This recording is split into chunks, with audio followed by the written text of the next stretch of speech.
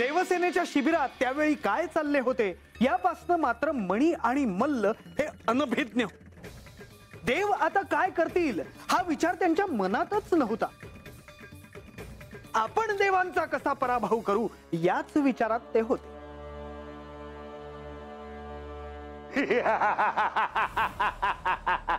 दैत्यराज, ये कुंभक. रात्रीच्या या प्रहरी आपलं हे असं हसणं सर्वदूर ऐकू जातंय. आज युद्धाचा पहिला दिवस होता, त्यात आपला पराजय झाला. आणि असं असताना दैत्यराज मल्लासुरांच्या राजवाड्यातून असा हसण्याचा आवाज येण्यामागे कारण काय असा विचार दैत्य करत आहेत. मला देखील याचं आश्चर्य वाटलं म्हणून मी आलो. आता जो जो असा विचार करत असेल त्याला जाऊन सांगा की आपल्याला विजयासाठी केवळ उद्याच्या सूर्योदयाची वाट पाहावी लागेल. पण दैत्यराज, आपलं हे असं हसणं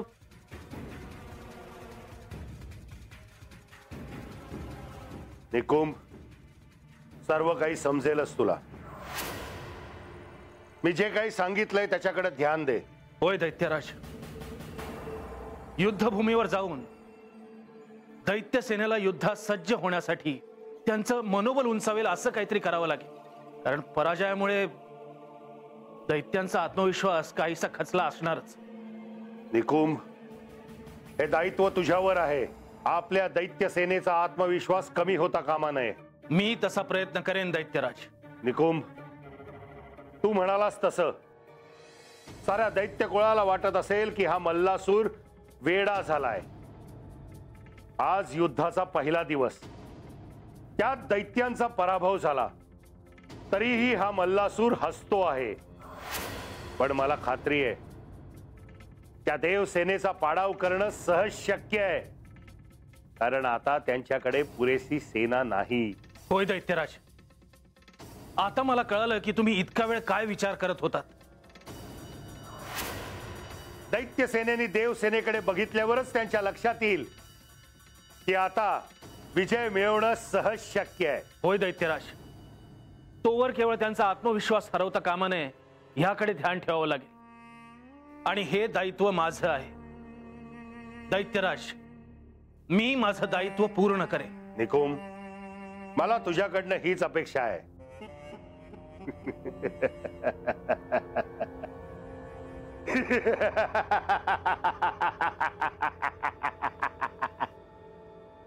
मल्लासूर,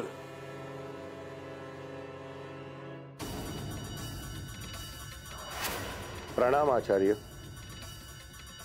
आचार्य, तुम्ही आणि रात्रीच्या या प्रहरी इकडे?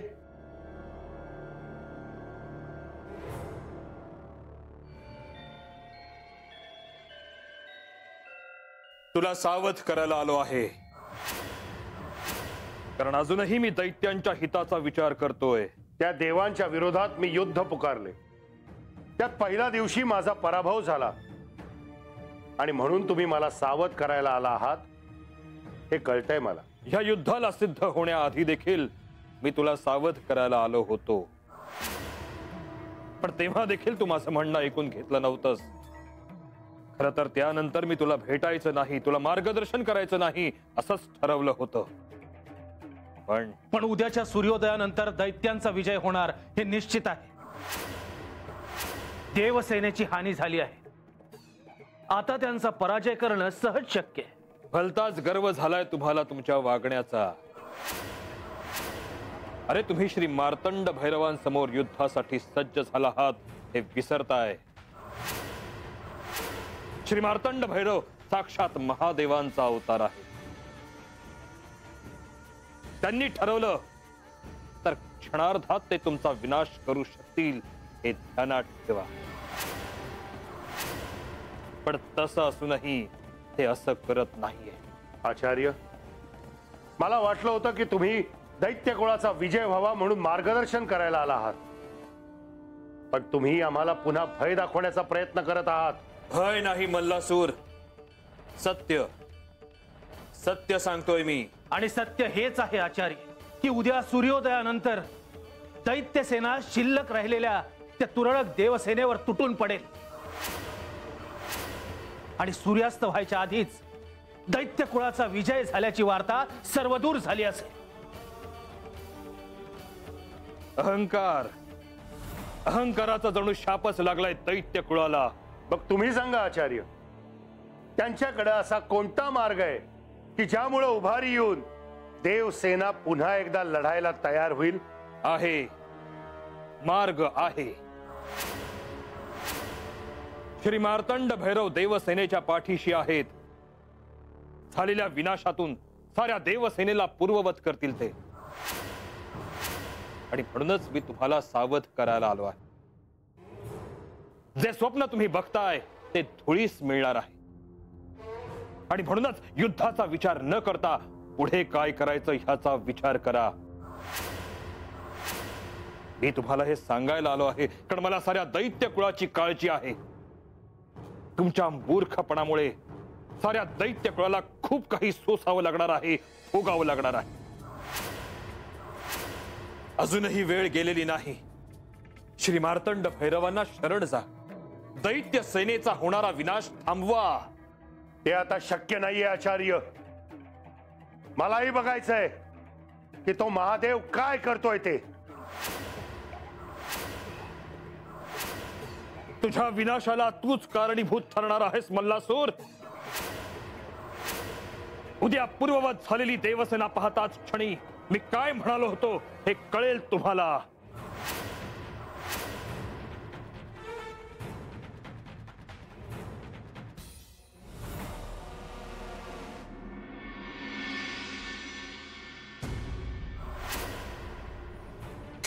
नारायण नारायण.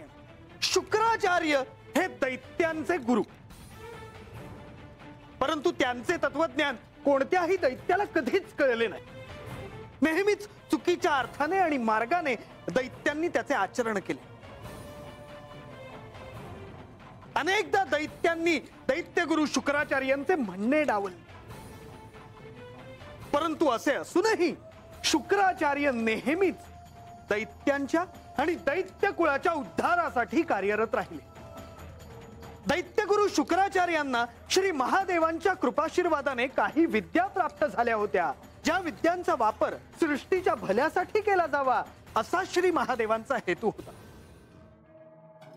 आणि त्यातलीच ही एक विद्या होती ज्यामुळे देवसेनेवर आलेले संकट दूर होणार होते.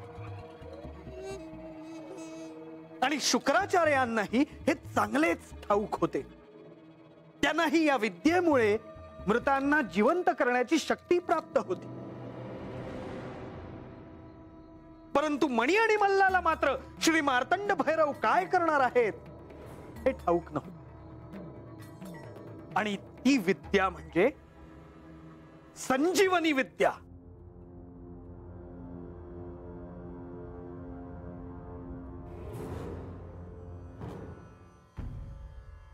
हे मार्तंड भैरवा, तुम्ही म्हणालात की ह्या परिस्थितीतून सुद्धा एक मार्ग निघेल. तुमच्या ह्या वचनाने सर्व देव अधीर झाले आहेत. केवळ इतकंच नव्हे ब्रह्मदेव, देवांचं काळजीत पडण्याचं आणखीन एक कारण आहे. ते कोणतं माधवा? आता थोड्याच वेळात पुन्हा सूर्योदय होईल. नवा दिवस सुरू होईल. पुन्हा युद्धाला सुरुवात होईल.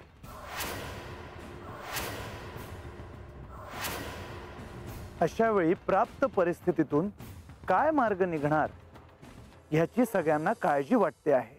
ह्यातून काय मार्ग निघणार आहे हे आपण जाणताच. मी केवळ योग्य वेळेची वाट पाहत आहे.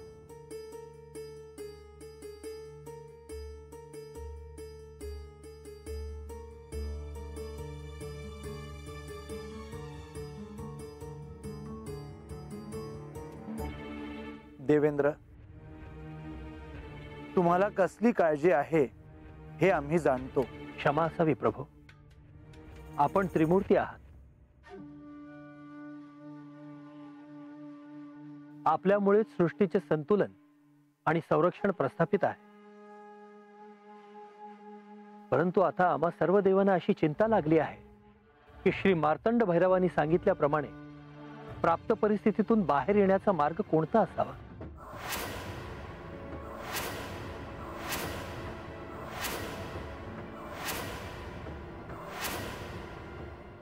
इंद्रदेव, तो मार्ग पुन्हा देवसेनेला पूर्ववत करेल.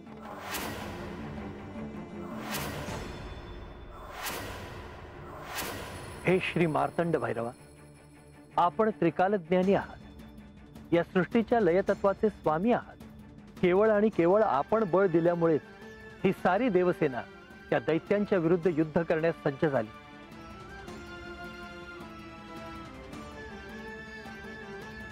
आणि त्या दैत्यसेनेला लढा द्यायला पुन्हा देवसेना पूर्ववत होईल.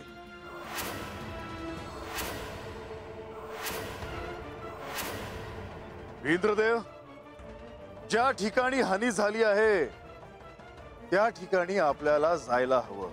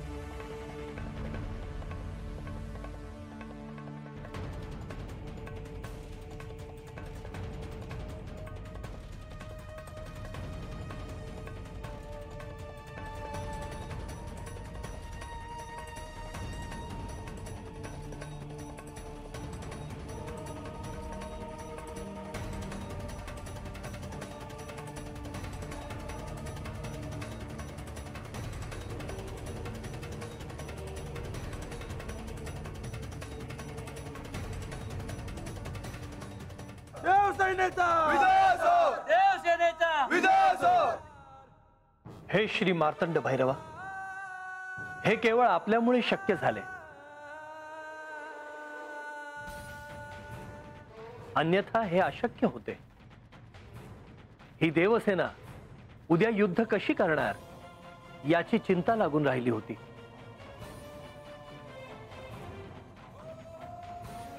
हे अमृत संजीवनी मंत्राच्या सामर्थ्यामुळे शक्य झालं आहे. इंद्रदेव, आता तुम्ही निश्चिंत राहा. आता ही देवसेना पुन्हा युद्धाला सिद्ध झाली आहे.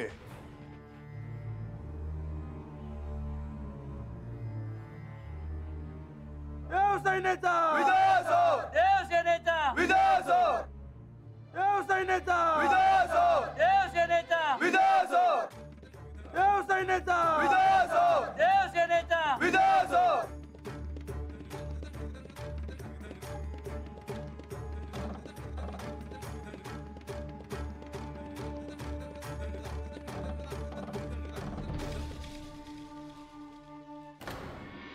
नारायण नारायण. रात्रीच्या त्या प्रहरी देवसेनेच्या शिबिरात प्रसन्नतेचे वातावरण होते. देवांमध्ये जणू आनंदाला उधाण आले होते. सर्व देवांमध्ये जणू नवचैतन्याचा संचार झाला होता. युद्धात धारातीर्थी पडलेल्या देवसेनेला नवसंजीवनी मिळाली होती. संजीवनी विद्या? होय, संजीवनी विद्या. आणि जिच्यामुळे हे शक्य झालं. अशा अनेक गोष्टी मला अजून जाणून घ्यायच्या आहेत. तर मुनिवर, संजीवनी विद्येबद्दल सर्वांना तुम्ही सांगावे. क्षमा असावी देवा, परंतु प्रत्यक्ष आपण समोर असताना मी याबद्दल बोलणे इष्ट ठरणार नाही. आपणच प्रत्यक्ष या विलक्षण विद्येबद्दल सर्वांना सांगावे.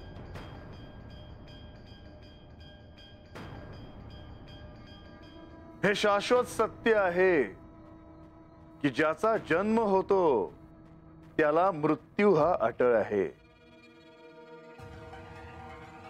पण अनेकदा असे प्रसंग येतात की त्या मनुष्याचा अथवा त्या व्यक्तीचा मृत्यू होऊनही त्या मनुष्याला, त्या व्यक्तीला जीवित करून त्याचा जगण्याचा प्रवास सुरू होतो.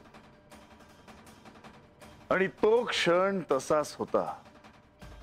संजीवनी विद्येमुळे ते शक्य झालं. ही विद्या अत्यंत दुर्मिळ अशा विद्यांमधली एक विद्या आहे. आणि देवा, दैत्य गुरु शुक्राचार्यांना आपणच या विद्येबद्दल सांगितले होते. होय, तुम्ही त्यांना सांगितलं होतं, पण का? दैत्यांच्या उद्धारासाठी. ज्यांचे आचरण कधीही सुधारणार नाही याची आपल्याला खात्री होती, अशांसाठी ही विद्या का वापरावी? दैत्य देखील ह्या सृष्टीचा एक भाग आहेत. जिथे शुभ आहे तिथे अशुभ हे असणारच. जिथे प्रकाश आहे तिथे अंधारी असणारच. त्याशिवाय पूर्णत्व कसे येणार?